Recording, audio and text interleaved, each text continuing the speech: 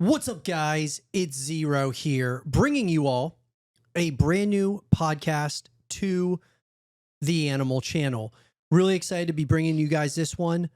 I'm alongside my partner in crime, Mrs. Zero. What's up? What's up?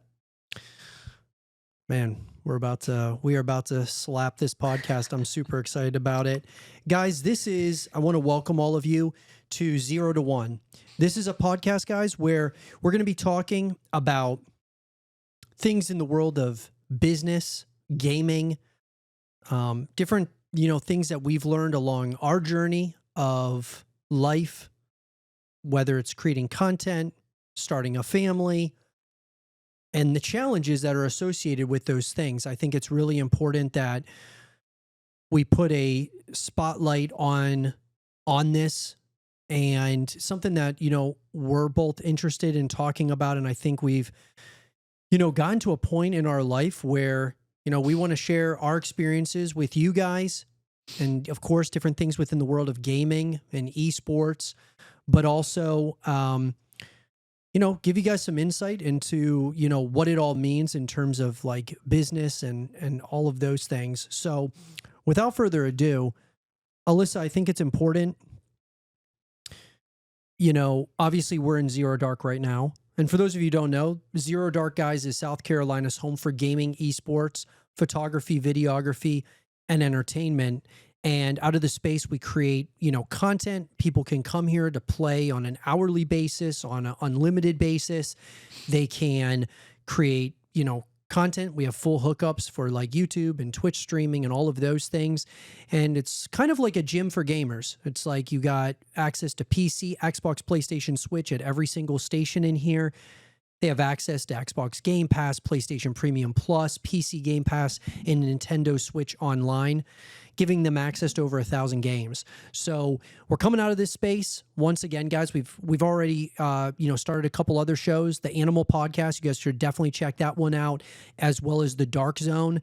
And this now is 0 to 1. So Alyssa, I think it's important, a lot of people on my personal channel, as well as on Animal, they kind of know what I'm about and, where I come from and things of that nature. Why don't you give everybody a little bit of some backstory as to you, like who you are today, but also, where you come from and how this whole thing kind of came about? Well, what do you want to know about And me? what I just brought up. I know. Well, But I would specifically say like, okay, so like where, who are you today? Well, I was born and raised in Martinsburg, West Virginia, and then lived there my whole life with my parents and my brother. And then I met you. We got married, moved to Ohio, had our kids, lived there for a while, and then we moved to South Carolina. Been here about 3 years, going on 4. And yeah, now we're here and building our business. So, you're from West Virginia, Martinsburg specifically. Is there anything that you miss about West Virginia? The trees, the foliage, especially in the fall, is really pretty up there. But other than that, I don't miss really anything about it. And I don't mean that to sound mean, but it'd always be a special place to me because I was born and raised there, but I don't really have, besides my brother still living there, I don't really have ties to it anymore. Yeah, I got to agree with you, because coming from Ohio, it's kind of similar. I mean, I don't really miss anything though about Ohio. I mean, I know you said that you miss, some of the fall foliage and things of that nature. I don't really even miss that. I don't miss the winter. Oh, look, I don't like, look down on anybody that wants to live in Ohio or West Virginia, because some people love it and that's great. I just don't think I don't think where we're from, we're very much thriving cities for people like us. Yeah, if that makes sense. We like a faster pace. We like a certain lifestyle. Mm-hmm. And so down in South Carolina, it definitely gave us that. We're, kind of in a beach town, vacation town, Yeah. retirement town. But a lot of young families too. Tons. Yeah, Yeah. lots. So, obviously we met online, and then, you were going to West Liberty University, and pretty much the moment that we met in person, we were inseparable. We end up having 3 kids, 3 awesome kids, Adam, Eli, Lily. They're like the best. They're great kids. It's been definitely life-changing in a number of ways. What were some jobs that you had growing up? Pretty much waitressing and being a cashier at our local grocery store. I didn't really have to work a lot in high school though, because my parents they didn't want me to have to focus on school and work. I know that sounds kind of crazy, but they wanted me they knew that working and real life was coming, and they wanted me to be able to focus on being a high schooler, I wanted to work part-time just because I wanted extra money for things. But I only worked like 2 days a week, but I played a lot of sports in high school. So my dad and my mom didn't want that to affect my sports and things like that. I was really lucky growing up. They really didn't make me work in high school. Cause Now, do you like, people out there are probably wondering, well, do you come from money? No.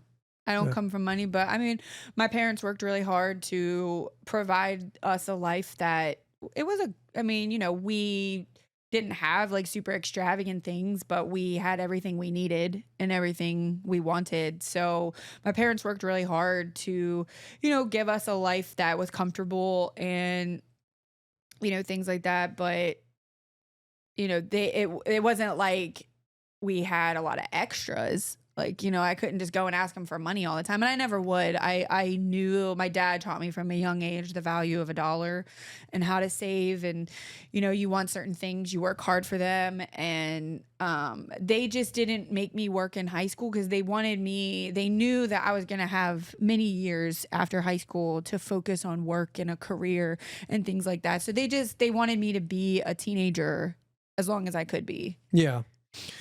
No, I mean, that's awesome. I mean, my parents, they kind of pushed us more to having a job. They were a little bit more the opposite. My parents were more about like going out, getting a job and working. I mean, I'll never forget one summer, I was working 3 different jobs. I was working at Dairy Queen, I was working at a local university, and I was working at a cemetery all in a summer. And, I was able to make some money, save up some money. I was able to buy a car and stuff, which was awesome. But there was definitely more of an emphasis on getting a job than school. Like they thought school was important, but it was like school was like leading you up to getting a job anyways. So why not just get in the workforce, figure out what you want to do, for a living, things of that nature. Yeah, I think that makes more sense if you don't want to go to college. But I wanted to go to college, so my parents knew like I was going to have 4 years to figure it out. So I think that kind of played a big, like if I would have went to my parents and said, yeah, I'm not going to college, it's just not for me, then they probably would have said, okay, well, let's start, having you look into some jobs, kind of see what you want to do after high school. But they knew I wanted to go on to college. So I think they were like, okay, let's let her, be a teenager through high school. I mean, I worked, but I also did things in my community as well. Like I helped, senior citizens, I babysat. So I made money. I just didn't have a job. Yeah. Well, it's been interesting because since we've been together, you were working at, there was a period of time when we first got together, you were working at American Eagle. Mm-hmm. You convinced me to work at American Eagle for one day. Black Friday. It was, guys, let me tell you.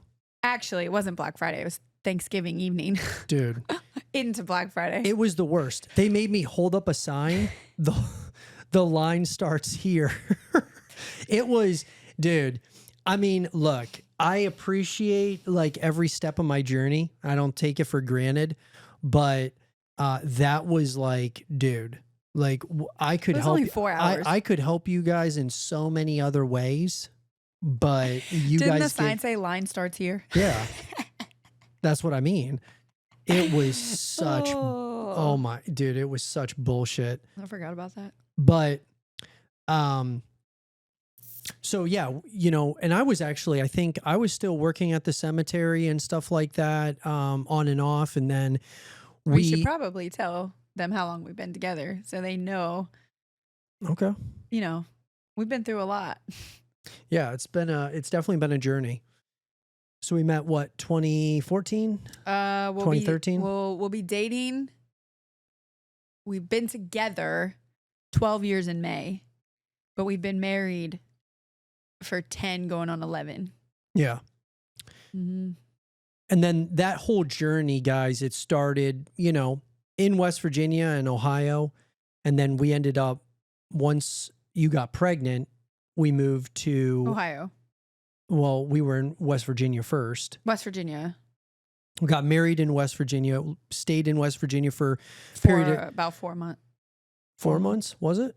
Well, and then I was working actually door-to-door sales for, No, actually, we lived in West Virginia pretty much the whole time I was pregnant because I was still in college. because Adam was born too. Yeah, I there. was finishing my last semester of college when I was pregnant with Adam, and then we moved. That was a different part of West Virginia. That was Wheeling, West Virginia, and then we moved to Martinsburg, West Virginia. Yep. We had Adam in Martinsburg, and then we lived there for about 4 months. I was working door-to-door sales with the Kirby company, which was a really, I mean, that was like high pressure sales. It was crazy. You were working at Martin's, which is kind of like a Barely, Kroger. because I had to stop. Right. You had to stop. Yeah. And then I got an opportunity to work for my dad. My dad runs a travel agency, or it's like a tour operator in Ohio. So we moved to Ohio.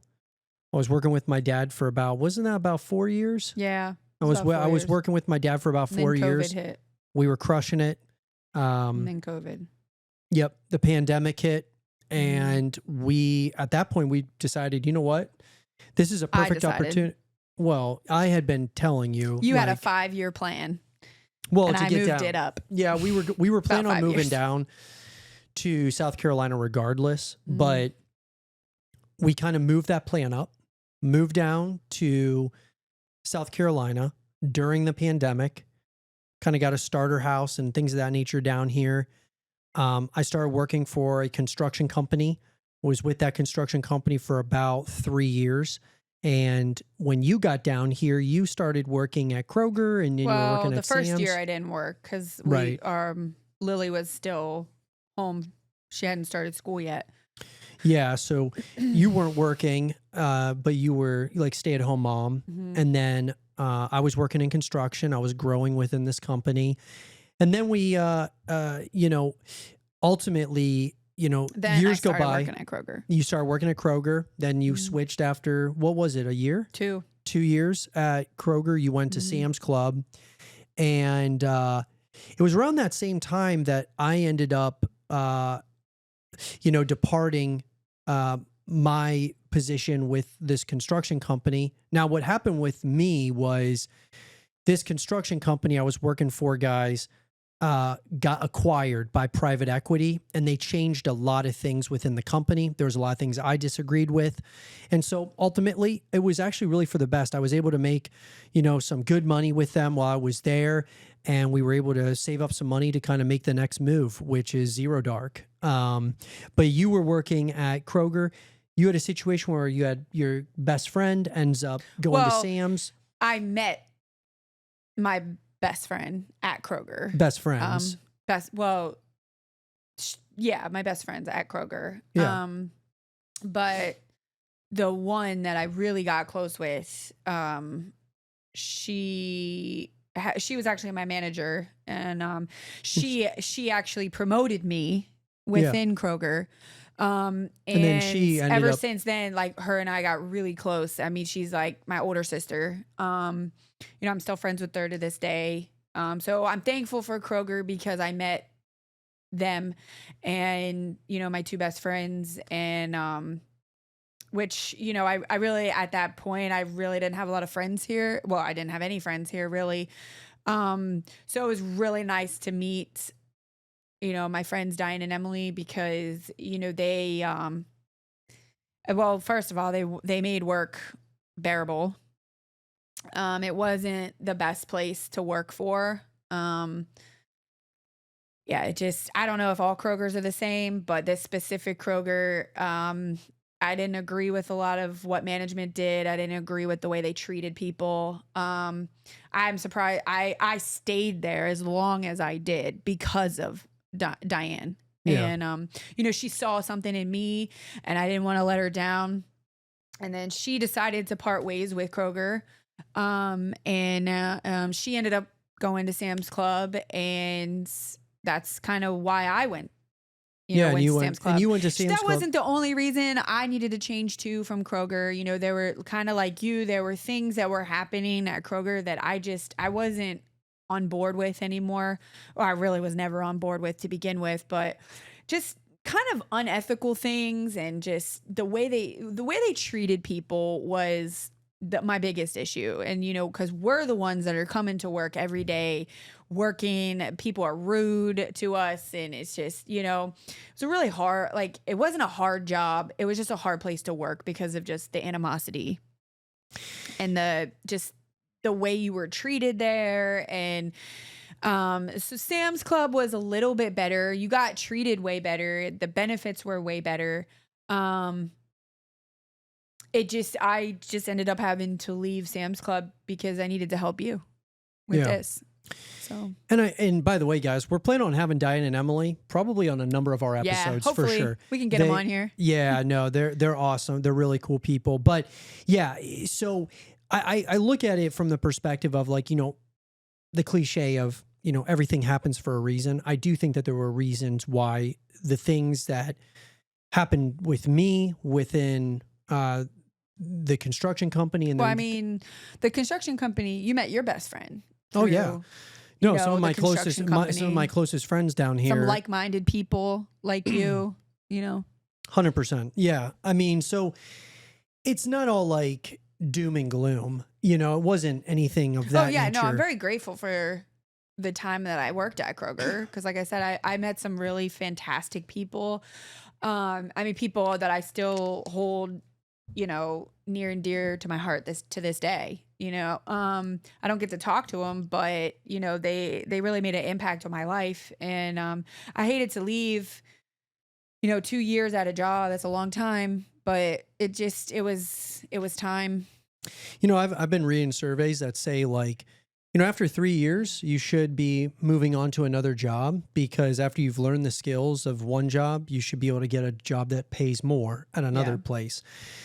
So on and so forth. You kind of work your way up that way. But anyways, yeah. So basically what ended up ultimately happening, guys, and I was still working at the construction company. You were still working over at Sam's Club when I started Zero Dark in 2023.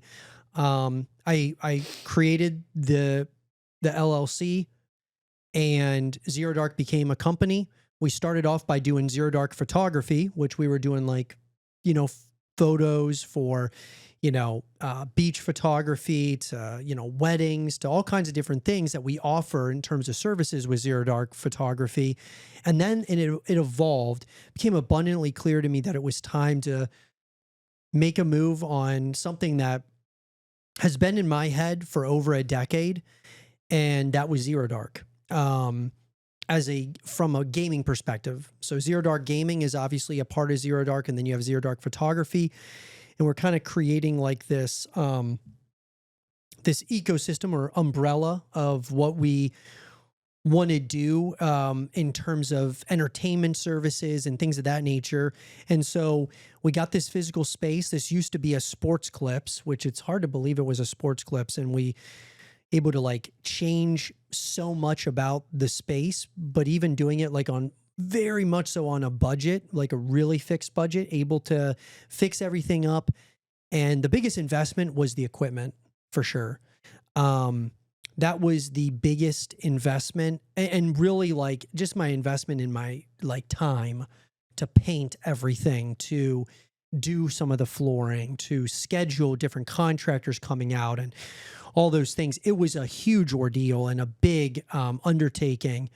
What was it like for you when I was like in that early process of like painting and like getting this space kind of before you saw any of what it is now? What was that experience like? It was kind of frustrating because I couldn't really help you because I was working 5 days a week, 12:30 to 9. And so, with that, and then having 3 kids, and I didn't really get to help you as much as I wanted to. Yeah. That I think that was the most frustrating part because it's just, well, I was on a time constraint, because I had to be at work by 12:30, and then by the time I get off at 9 o'clock, I was like, well, you can't do anything then, and I was doing that 5 days a week, so, and then the 2 days I wasn't working, I tried to help. It's just, I had the kids and just life basically. You got to keep up with your house and laundry and grocery shopping. So I had to spend the 2 days I'm off doing that. Well, So that that leads me to like the next thing. You kind of brought it up. Having kids, starting a business when you have like, it doesn't matter. 1 kid, 2 kids, 3 kids, 7 kids, it doesn't matter. Starting a business when you already have a family, I can say just from my experience with this, it's been very challenging. It's just challenging because creating your own business with a family, you have all these responsibilities, and now you're adding more responsibility in terms of trying to get your business out there to the masses, trying to market and do all these different things that you might not be necessarily doing when you're working for another company. So, do you have any advice that you would give to somebody who is going to start their own business and they already had a family though? Because I think the way that we did just it. be prepared for it to be stressful Yeah. because there's just no way around it. There's just no way around getting like, well, but it's kind of different for us because we've really done everything we've done in the past 10 years. We've done it with kids because we had kids at a really early age. Not like super early, but I mean, we were 22 when we had our first kid. So, and then by the time we were 27, we were done having our kids.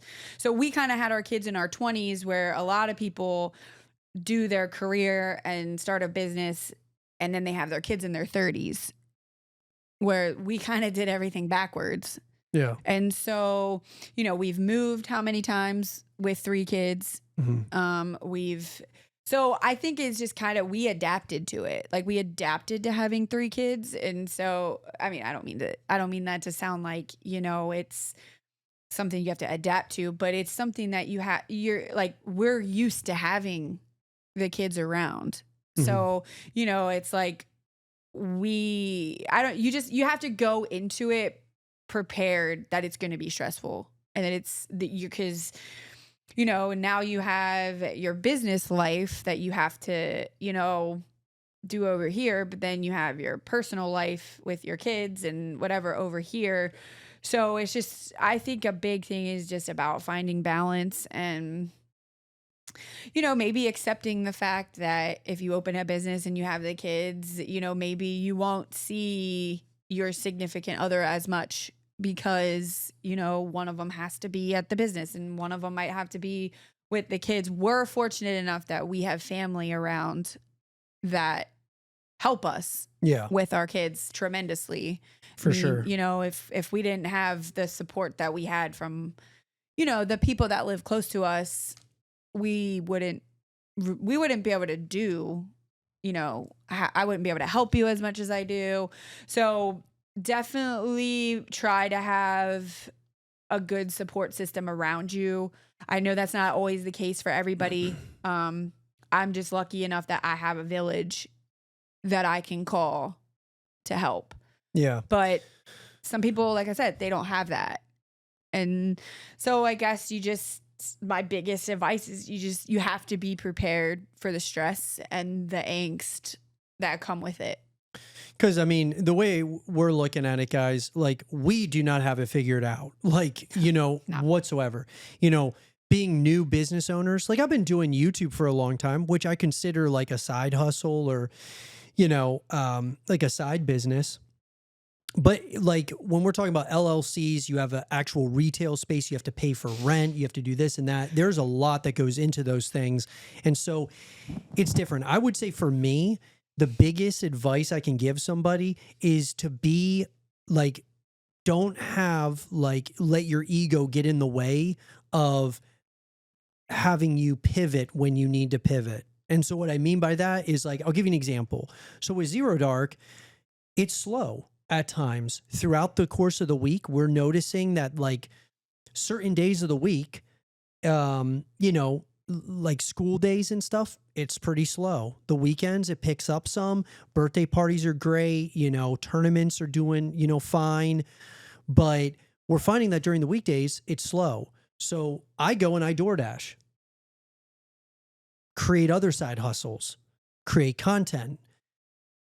I think what you have to be willing to do is pivot. If you like, when you start seeing things, like you start looking at the numbers and it's like, hey, dude, we need to do something else. Maybe for a lot of people, it'd be smart to like start a business and, don't quit your job or anything of that let nature. It just be like a part-time thing. Let it be a part-time thing and let it build. Now, it's a little bit difficult with our situation because this is a retail space. So you're not really able to be so much like part-time. I mean, unless like, because this concept of Zero Dark, this gaming cafe kind of concept, it's not something that you can just run out of your house, But a lot of businesses out there, you might be able to run out of your house, out of your garage, or, rent a place or whatever. And so, for us, it's a little bit different, but I would just say, like, be prepared to pivot. And when you get those signs to pivot, take action and do it. I think that's something that really helps. And there's going to be stress along the journey. There's no doubt. There's going to be, peaks and valleys with anything in life, but especially being a business owner, it can be definitely challenging at times. There's no doubt. But yeah, so I think, but like, kind of what's fun about our business though is that our kids are interested in it.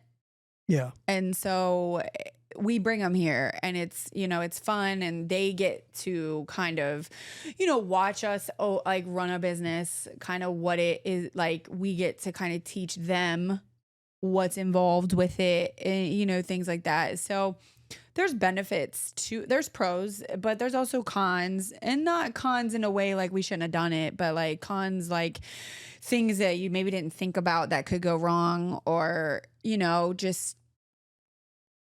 Well, I think it's also like this concept is not like a proven concept, Yeah. like they have gaming cafes in Korea and Japan, but like, we have a few of them in the United States. But none of them are doing what we're doing. Mhm. And, so it's one of those things. It's an unproven concept where there's no competition in our area, which is awesome. A lot of people might think, oh, that's great. But nobody knows or understands what it is. Like, so they have to come in and they actually have to actually see it to understand what we're doing. And I mean, obviously we have social media and things of that nature. We've spent so much money though on investing into the equipment and into the place that's something that we don't have a ton of extra revenue for is marketing. And marketing is huge as well with this whole entire, I think another thing that's important when you're going to open a business, especially if you already have like a busy life and you have kids, no matter if it's 1 or 4 or however many, I think another thing to really make sure that you have is the support from your partner. Because if your partner, like with me and you, we've always been on board with things for each other. And, it's like, yeah, maybe at first with Zero Dark, it's not that I didn't believe in you. It's the concept that's scary. And because there isn't really any in the United States. There's a few in New York, but like you said, it's different. And so I've always believed in you. And so I knew that something was going to come out of this, you know, whether it's Zero Dark or if we have to pivot and make it something else, whatever. I just think if you try to open a business and your partner is not supportive, it's not going to work. No. Alyssa was really, really pivotal in this whole thing because, you know, the late nights, the long days, and like, it was absolutely a struggle. Like, I know it was for you. It was tough for me too. I mean, I just didn't have the extra money to like be paying all those contractors to do all the work here. So I was like, well, I'll just do it myself. And so that created a lot of like, time away from home and things that. So there's a lot of sacrifice that comes into it. You want to make sure that like you and your partner are 100% on the same, page. If you're single, hey. And I would say if you do have a partner and they're not 100% on board, I say don't do it. Because you're not what, like, well, I don't know about you that. could, but like, I guess, I don't know. I wouldn't have wanted you to do it unless I was like. I disagree though, because sometimes, like, let me give you an example. Let's say you thought, oh, I don't believe in this concept. I don't even understand like what you're doing. Because I full disclosure, a lot of people, even in our own family, had no idea what I was building in here. Yeah. Like they literally had no idea. They're like, dude, this is like a little bit crazy. And it is. But I think that once you show people what you're building, they'll understand. Or they did. And once you build it, they will come. And so I think like, yes, you want to run things by your partner and have open conversations for sure. But if you have a dream or you have like a thought in your head and you really believe in it 1,000%. Well, yeah, I guess I shouldn't say don't do it, but like, I definitely think you should try to have more conversations about it before you just go out and do it. 100%. Yeah. Like, try to get them on board, But like, I think a big part too is if you have a partner and they're really not on board, and you're trying to get them on board, like, you got to listen to them. Don't just, oh, well, she doesn't support me, I'm not even going to talk to her about it. It's for the most part, it's probably not that they don't support you, your partner. It's probably more the fact that it scares them and it makes them nervous. And so that might come across as, I don't want you to do this. But that's probably not what they're thinking. They're probably just like, well, this is really scary. So like, let's not. Yeah. No, I got you. Yeah. Yep. Whereas a lot of people, I think, they tend to run away from things that are scary, where I think you and I run towards things that are scary. Yeah. I mean, I just like the way my brain has always worked is I want to run like towards adversity instead of away from it. Because every time that I run towards adversity, I learn something about myself. What I'm capable of as a human being and stuff. And so I really take those as, challenges, and this was a real challenge, and there will be more challenges in the future for sure. Whether it's Zero Dark or other things, there's going to be challenges like every step of the journey. And so you run towards them and not away from them, because I feel like true leaders run towards problems and they run towards them because they want to solve them. Yeah. Yeah. So that's what it is, man. And I'm excited, really excited about the future of Zero Dark. I mean, yeah, we're in the very early stages. And so it's like, but each month has grown. It's hard. Yeah. I mean, it's hard, guys. Like to sit here and be like, bullshit to you that it's easy. Dude, it's not easy at all. Like, you have days where it's like you're lonely inside of Zero Dark. We're in Zero Dark right now and we're alone and we're open. And so what I'm saying is that it's like you keep pushing. Stay the course. Yeah, keep pushing because it takes time. Even if you have the greatest idea on the planet, and we think we have a great idea here. Well, everybody tells us. Of course. But what I'm saying is like you could have a great idea, but it just takes time. Yeah. You know, you got to figure out like We've your gotten like, we really haven't gotten a lot of really any negative feedback. No, I mean, it's coming at some point. Yeah. We will. Well, you of know. course. I'm just saying, But just for, I mean, for the concept. oh yeah, Like, yeah, you know, I yeah. thought a lot more people would be like, oh, why would they open this? Or what do we need that for? Or whatever. But really, No, mostly, they're all like they all love that mostly we're doing everybody something that like has come in, they're like, wow, this is a really needed, this is, you know, just for the generation that we live in now. Yep, 100%. But that being said, I want to talk about, you know, like I actually want to pivot to talking about a couple of games with you, since we're in a space where we talk about games.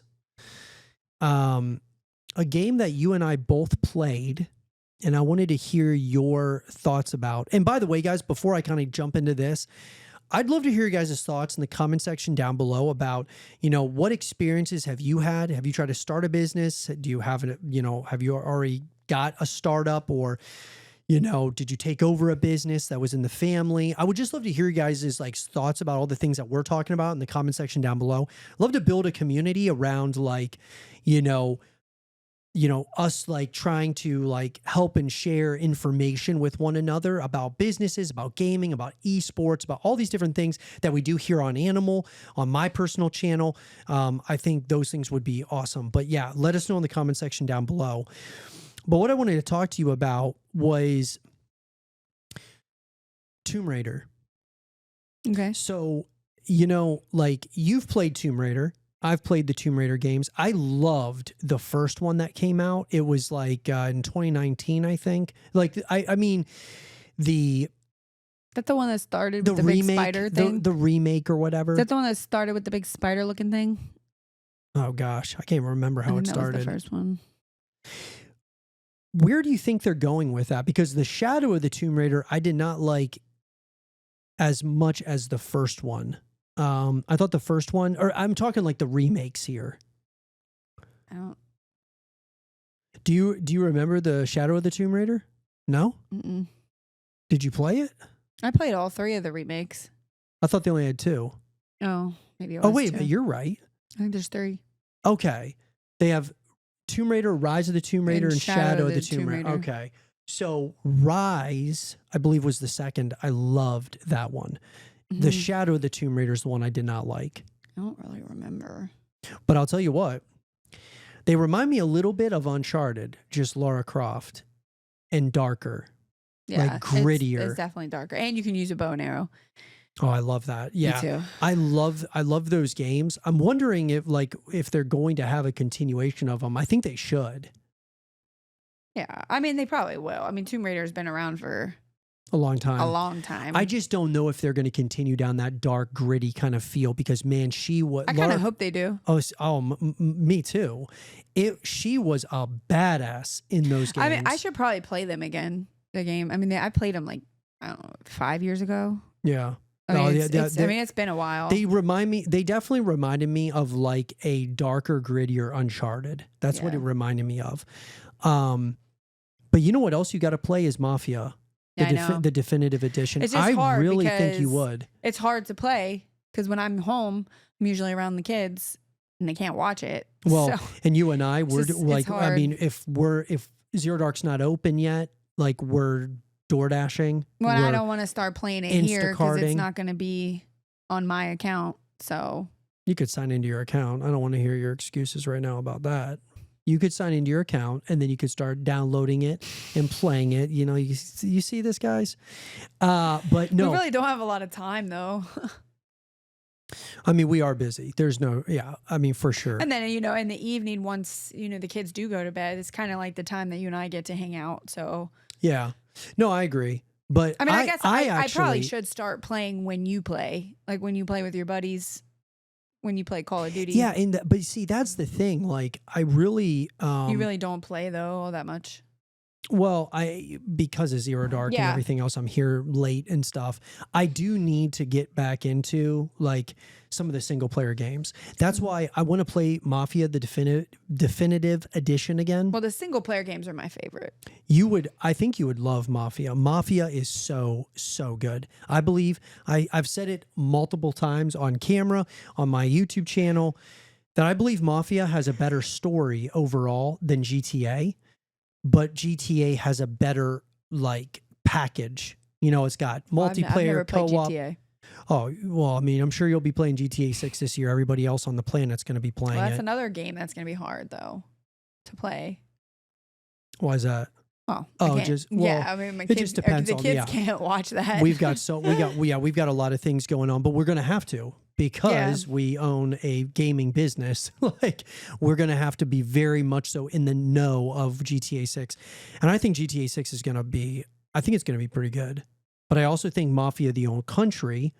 Yeah, no, I definitely want to. I have it downloaded. I just haven't started playing it yet. Was it on PlayStation Premium Plus? Mhm. That's what I thought. Sweet. Or was it the Xbox?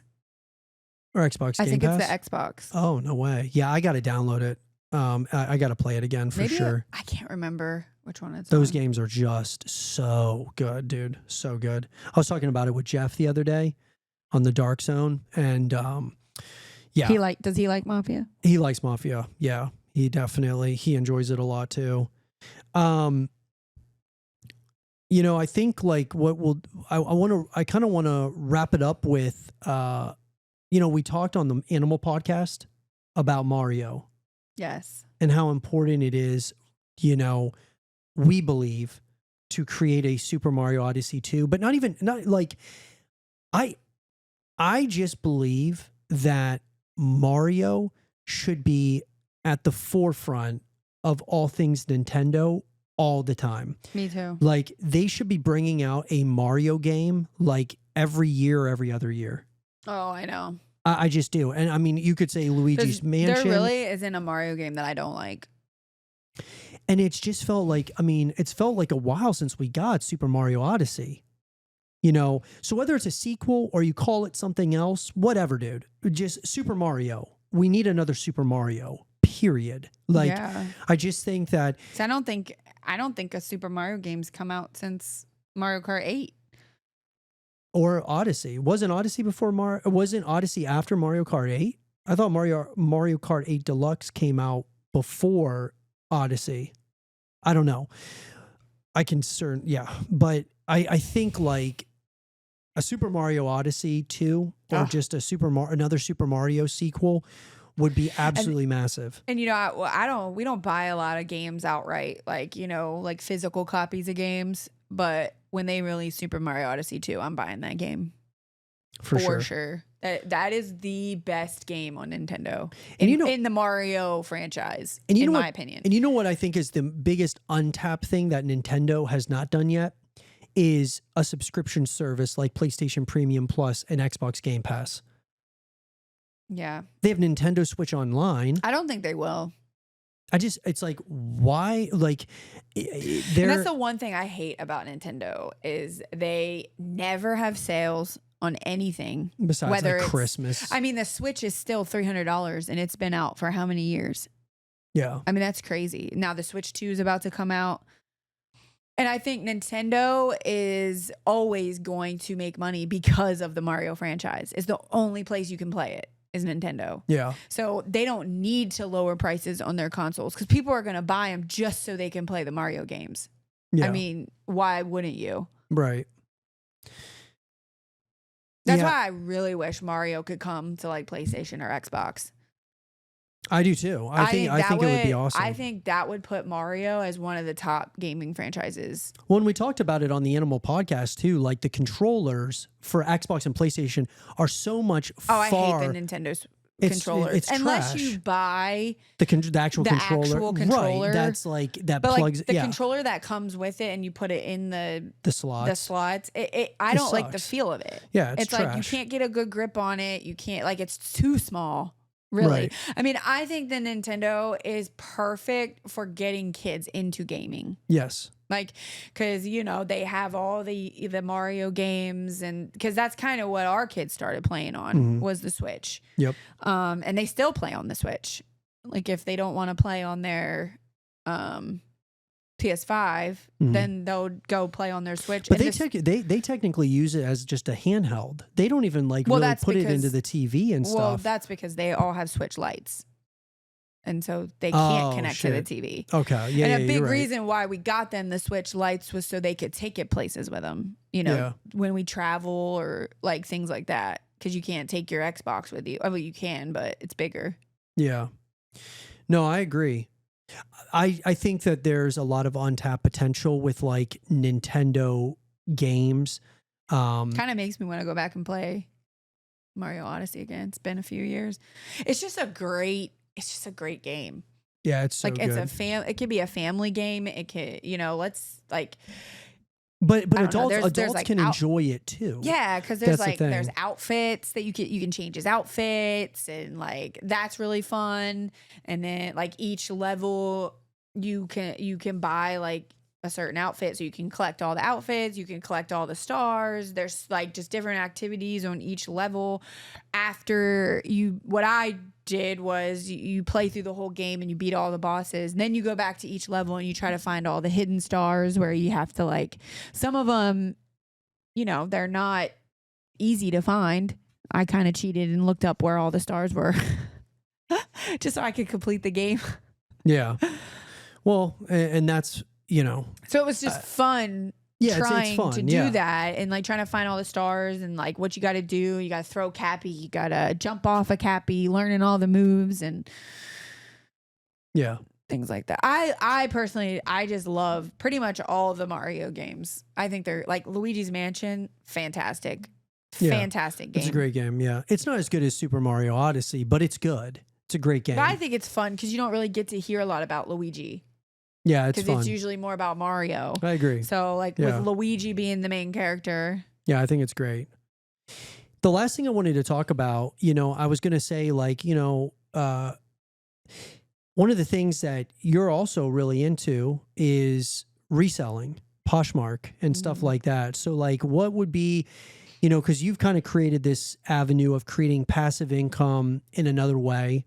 I know we're kind of going off topic again, and like I said, guys, this podcast 0 to 1 is going to be a little bit fluid. We're going to be talking about business. We're going to be talking about gaming, esports, movies, whatever it is. And so, so you do reselling on Poshmark. I do. Primarily. There's other platforms you can sell on. So like what would be like a piece of advice that you would give somebody for that wants to start reselling or create some passive income from that perspective? I would say start with your own clothes first and go through your closet, see what you don't wear anymore, your husband's closet, boyfriend's closet, girlfriend's closet, whatever, kids' closet, just go through. And, a lot of people don't like reselling because they think, you shouldn't buy something for super cheap and resell it. But why not? You paid full price for something. You don't wear it anymore. Why not sell it? So you have money to get something else to, refresh your closet. Or like I started doing it just as a way to have extra money and so I didn't have to take out of our personal funds to buy like, something that I wanted to buy. That's why I started it. And then, I did have to take off some time doing it because I had to work, outside of the home. And you think, oh, reselling super easy. It's really not. It's really not that easy. Because you have to do the work of finding the products and what you got to do a lot of research about what sells, what brands sell, type of thing. And my biggest advice is don't. You already said your advice was like to go through your own closet. To start. Yeah. And then you can slowly, like, if you want it to become, like, if you're just looking for a little extra side money, just stay within your own closet of the things that you like to buy and then just resell those. But if you want it to get big and like it be your, because I mean, there are people who resell that's their job. And, you know, they make 6 figures doing this. Well, my sister. Yeah. I mean, and she's making pretty good money just reselling. Yeah, I mean, she lives in an area where, you know, she can find really nice things for super cheap and she can upsell them. And, you know, I hate when people badmouth reselling because it's like any other business. I mean, it's like, you know, the things you buy in a store cost way less to make it than what these people are selling it for. So it's kind of the same thing. You know what I mean? Yeah. In a way. It's like, so I don't really like when people badmouth it, you know, but I also don't. I think it's brilliant. Like, I just think it's a way that I'm going to get our kids into doing it when they're in high school, you know, like just start selling stuff that you don't wear anymore. You know, your shoes, your shirts, your purses, your, you know, jewelry. You want to go buy the new Call of Duty? Hey, buddy, DVDs. Go sell them Jordans. Yeah, DVDs, your old video games you don't sell, like you don't play anymore. Anything you have that is name brand can make you money. That's what I think. Yeah. I like expensive clothes. I like nice purses. I like nice shoes. I like clothes in general, just fashion in general. So to me, it's fun to find items that maybe, you know, got to look for stains. You got to look for, you know, rips and tears. And then you got to make the listing, and making the listing look like, man, that's an item that I need, that I want, you know? And, I go the extra mile too with my reselling. I make my packaging nice. Dude. Yeah. Her packaging, when she's packaging like anything, you know, for her Poshmark, it is really good. Like, and I think I call those differentiators. Like, I think it's a differentiator. I don't know what other resellers are doing, but when I see the detail that you put into the packaging, giving them a note, doing all these little details. And I handwrite everything. Those are the things that go the farthest, at least to me. You know, like well, I want it to be like, okay, you're buying something from me. You want it to feel like Christmas. Yes. Most of the time it is used. Most of the time. Now, sometimes you can get lucky and you can find things new with tag. That's the best. But for the most part, someone is buying something that has been used before. So to me, it's like, I want you to get that package and I want you to feel like you're opening something that's brand new. Yeah. And I want you to be like, man, I just bought myself a gift. You know what I mean? And so I think presentation's everything. 100%. I agree. Well, it's kind of like how I constructed Zero Dark. When you first walk in, I want you to have this wow moment. Yeah. Like, holy shit, dude. Mario's on the wall over here. There's all these lit up computers. There's this lounge that has a podcast, you know, a whole podcast set up. You got like, you know, decals. You've got all this like these different things, Razer chairs, 2 monitors, headset, mic, webcam, all this stuff. It's all about presentation. It's like the wow factor. You know, I guess another piece of advice for reselling, it's a slow process. It's like anything else. Yeah, it like, you know, you might think you're going to list, you know, 25 things and, you know, a week goes by, 2 weeks goes by, you haven't made a sale. Especially on a platform like Poshmark, sharing other people's items is crucial to like, just because that makes them come and share your items. And like, it's basically like a social media platform for reselling. And it can get discouraging, just like anything else. You know, man, I haven't made a sale. So what? Keep listing, you know, just keep at it. And once you make your first sale, it's like, holy crap. I think I have like 400,000 followers on Poshmark.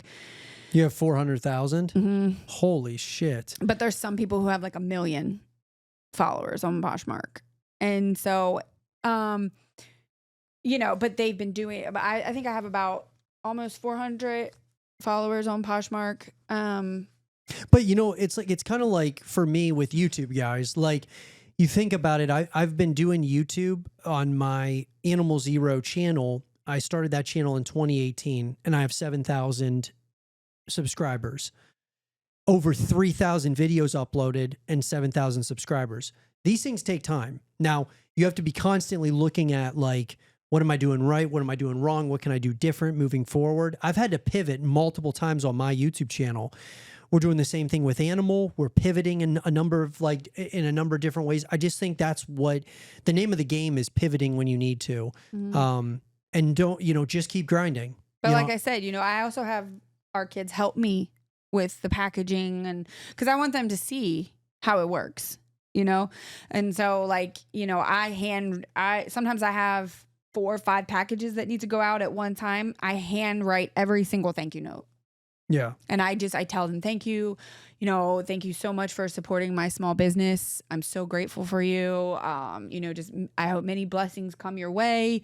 And then I put my name and my Poshmark handle in there. And, I run discounts sometimes. If you buy 2 or more items from my closet, you get a 15% discount, kind of trying to incentivize people to buy more than one thing. Yeah.